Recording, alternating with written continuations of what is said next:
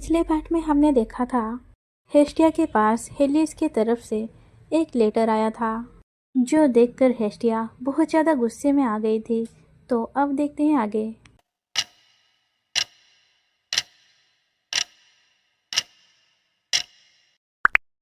फिर हम देखते हैं दूसरी तरफ, जब हेलिस लेटर को लिख रहा था, वो लिख रहा था, मैंने कुछ दिन पहले टी पार्टी में आपकी और राजकुमारी के बीच जो कुछ हुआ उसके बारे में सुना है, क्योंकि आपने खुद ही उनका अपमान करने की बात स्वीकार की है। मैं आपसे इस मामले पर विस्तार से बताने के लिए नहीं कहूँगा, इसलिए महल जाकर तुरंत राजकुमारी से माफ़ी मांगिए। और हम देखते हैं हेस्टिया को, जो गुस्से में लेटर को मोड़ दिया था और सोच रही थी, मैं सोच रही थी कि वो क्या कहने वाला है। तो आखिरकार वो चाहता है कि मैं डायना से माफ़ी मांगूं।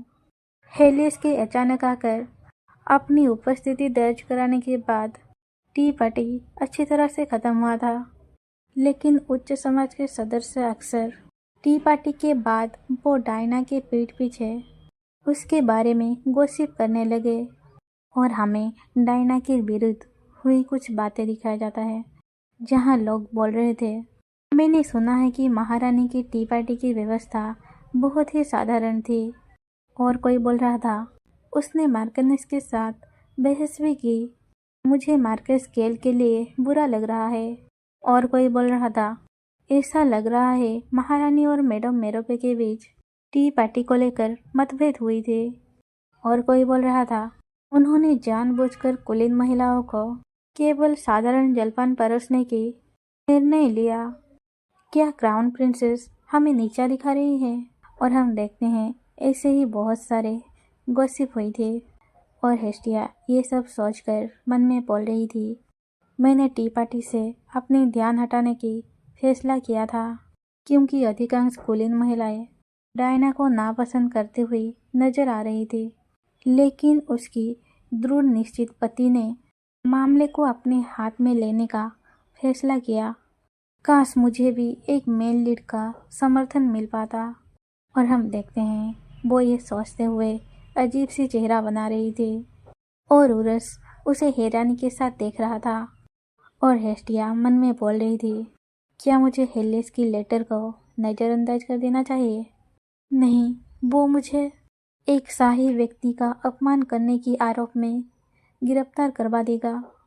मुझे ये घटिया क्लास सिस्टम बिल्कुल पसंद नहीं है। मुझे लगता है कि मुझे पहले डायना से मिलने का समय मांगना चाहिए। मेरे पास पहले से ही बहुत सारा काम है, फिर भी मुझे ये सब क्यों करना पड़ रहा है? और हेस्टिया ये सब सोचते हुए थोड़ा परेशान लग रही थी, जो उरस भी देख रहा था और वो सोच रहा था, मार्कनेस परेशान लग रही हैं, पता नहीं उस लेटर में क्या लिखा होगा, क्या मैं उनके लिए कुछ कर सकता हूँ? और हम देखते हैं उसे कुछ आइडिया आता है और वो बोल रहा था, उन्हें खुश करने के लिए एक छोटी सी चीज़। और वो हेस्टिया को बोल रहा था, माय लेडी, आप सोचिए तो सही, आपने अभी तक कुछ नहीं पिया है। मुझे पता है कि आपको हमेशा एक कप कॉफ़ी पीना पसंद है। मैं अभी आपके लिए कुछ लेकर आता हूँ। और हम देखते हैं ये सब बोलते हुए पुरुष चमक रहा था और वो वहाँ से भागकर जाते हुए बोल रहा था, कृपया कुछ पल इंतजार कीजिए। और हेस्टिया पीछे से बोल रही थी, उरस रुक जाओ। पर उरस वहाँ से जा चुका था और हेस्टिया मन में बोल रही थी, एक कुशल बटलर हमेशा एक कदम आगे रहता है। वो कितने विचारशील हैं। और ये देखकर वो थोड़ा खुश लग रही थी और मन में बोल रही थी, मेरे पास कोई मेन लीड मदद के लिए नहीं है तो क्या हुआ? मेरे जीवन में बहुत सारे अच्छे लोग हैं, जैसे कि उरस। और वह खुशी से चमकते हुए बोल रही थी, मुझे खुद को संभालना होगा, मुझे खेल के लिए मजबूत बनना होगा। और वो उस लेटर को पकड़कर सोच रही थी, क्या मुझे उरस का इंतज़ार करते समय मैडम हारमोनिया का पत्र पढ़ना चाहिए? शायद ये हमारी पढ़ाई से संबंधित कोई बात है। और वो कुछ देखकर थोड़ा ठहर गई थी और मन में बोल रही थी, तो ये है।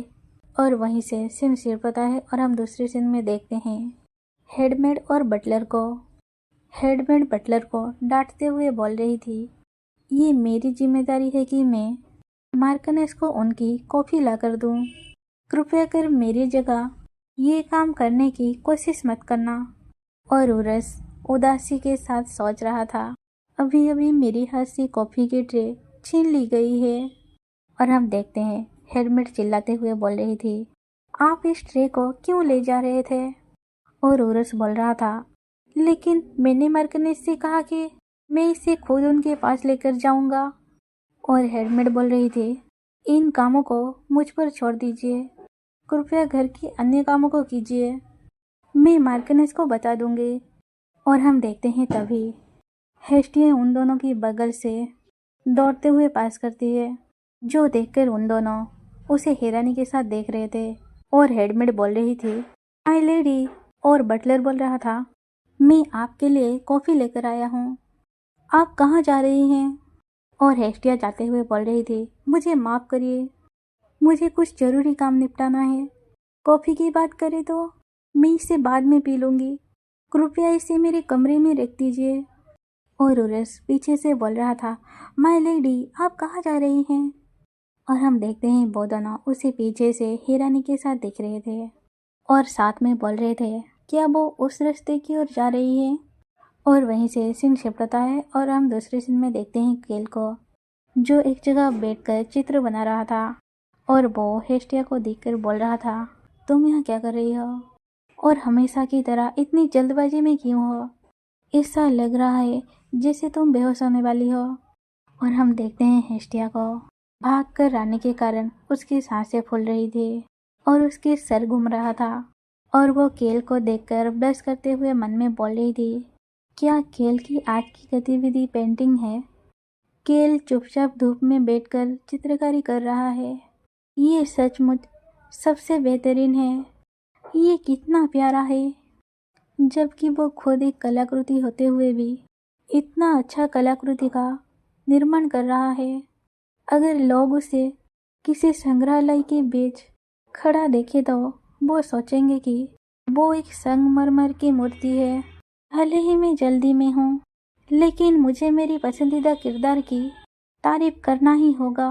फिर हम देखते हैं केल बोला, तो बताइए आपको इतनी जल्दी क्यों थी? और हम देखते हैं हेस्टिया को, वो केल की बातें सुनकर थोड़ा हैरान हो गई थी। फिर वो खुद को शांत करते हुए मन में बोल रही थी, ये सही है, मैं केल से मिलने एक खास वजह से आई थी। मैडम हारमोनिया ने एक पत्र भेजा था मुझे ये बताने के लिए कि मंदिर ने सार्वजनिक रूप से मेरी आलोचना करना शुरू कर दिया है। और हम फ्लैशबैक में देखते हैं जब वो लेटर पढ़ रही थी, उसमें लिखा था, मार्कस स्वार्थी हितों से इतनी अंधी हो गई है कि उसे नैतिकता की कोई परवाह नहीं है। और हम देखते हैं हेस्टिया को, जो वो लेटर पढ़ने के बाद थोड़ा चिढ़ते हुए मन में बोल रही थी, मुझे विश्वास नहीं हो रहा है कि उन्होंने खुलेआम मुझ पर, मार्कनेस पर आलोचना किया। मुझे लगता है कि इलियन वापस लेना भी उन्हें सबक सिखाने के लिए काफ़ी नहीं था। और वह सोच रही थी, भले ही कुलिनबर्ग डायना से मुंह मोड़ ले, उसे युवराज और मंदिर का समर्थन प्राप्त है। मुझे कुछ ऐसा चाहिए जिससे मंदिर की प्रतिष्ठा को नुकसान पहुंचे। भले ही उपन्यास में मंदिर की सबसे महत्वपूर्ण भूमिका बीमारी से पीड़ित लोगों का इलाज करना था, क्योंकि डॉक्टर आमतौर पर शाही परिवार या कुलिनबर्ग के लिए काम करते थे। आम लोगों के लिए उनसे चिकित्सा या सहायता प्राप्त करना कठिन था, इसलिए ये इतना जरूरी था कि वो मंदिर की मदद ले। डायना के उपचार करने की क्षमता ने मंदिर की शक्ति को मजबूत करने में मदद की, लेकिन अगर मैं लोगों को मंदिर जाना बंद करवा सकूं तो। और हम देखते हैं वो कुछ सोचने के बाद थोड़ा एक्साइटेड होकर खड़ी हो जाती है और बोल रही थी, बस इतना ही। लोगों को मंदिर आने से रोकने के लिए मुझे ये सुनिश्चित करना होगा कि वो बीमार ना पड़े, और बीमारी से बचने की सबसे महत्वपूर्ण तरीकों में से एक है। और हम प्रेजेंट में देखते हैं हेस्टिया खुशी से चमकते हुए केल को बोल रही थी, पर्सनल हाइजीन। और केल उसे हैरानी के साथ देखते हुए बोल रहा था, क्या पर्सनल हाइजीन? फिर हेस्टिया बोली, हाँ, पर्सनल हाइजीन। सिर्फ साबुन से हाथ धोने से ही कई बीमारियों से बचा जा सकता है, लेकिन साबुन को आम लोगों के लिए एक लग्जरी आइटम माना जाता है, क्योंकि इसका उपयोग सिर्फ कुलीन लोग ही कर सकते हैं।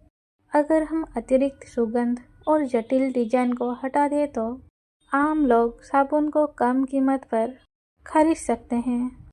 और हम देखते हैं वो सोच रही थी, अगर बीमार लोगों की संख्या कम हो जाती है तो मंदिर की शक्ति भी कम हो जाएगी। मैं ये पहले क्यों नहीं सोची? और वो केल को बोल रही थी, साबुन बनाने वाले को इकट्ठा करने और साबुन के कारखाने बनाने में काफ़ी समय लग जाएगा, इसलिए हमें जल्दी करनी होगी। और तभी केल बोला, तो इसलिए क्या आप मुझसे अपने लिए साबुन का कारखाना स्थापित करने के लिए कह रहे हैं? और ये सुनकर हेस्टिया सवालिया भरी नज़रों से उसे देख रही थी और बोली, नहीं। और ये सुनकर केल का रिएक्शन कुछ ऐसा था। फिर हेस्टिया बोली, ये मेरा काम है, आपको कुछ भी करने की ज़रूरत नहीं है।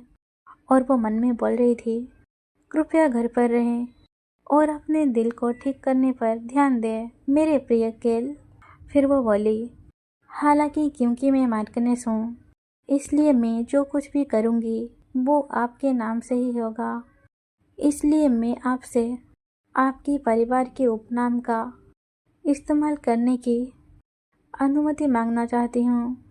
जो सुनकर केल उसे खामोशी से देख रहा था। और हम देखते हैं हेस्टिया थोड़ा झिझकते हुए बोल रही थी, इसके अलावा क्या मैं साबुन के व्यवसाय को चलाने के लिए मेरे लिए अलग रखे गए बजट का इस्तेमाल कर सकती हूँ, क्योंकि मेरे पास पर्याप्त बजट नहीं है। और हम देखते हैं कि ये सब सुनकर खामोश बैठा हुआ था। फिर वो बोला, इसका कोई ज़रूरत नहीं है। जो सुनकर हेस्टिया थोड़ा थम गई थी और वो बोली, इसका क्या मतलब? फिर केल बोला, स्वयं बस एलियन में एक खाली कारखाना है। और वो थोड़ा खामोश होते हुए बोला, अगर आपको कोई आपत्ति नहीं है तो क्या हम एक साथ में उस जगह को घूमने के लिए चल सकते हैं? जो सुनकर हेस्टिया का हालत कुछ ऐसा था। तो आज के लिए इतना ही, फिर मिलते हैं अगले पार्ट में।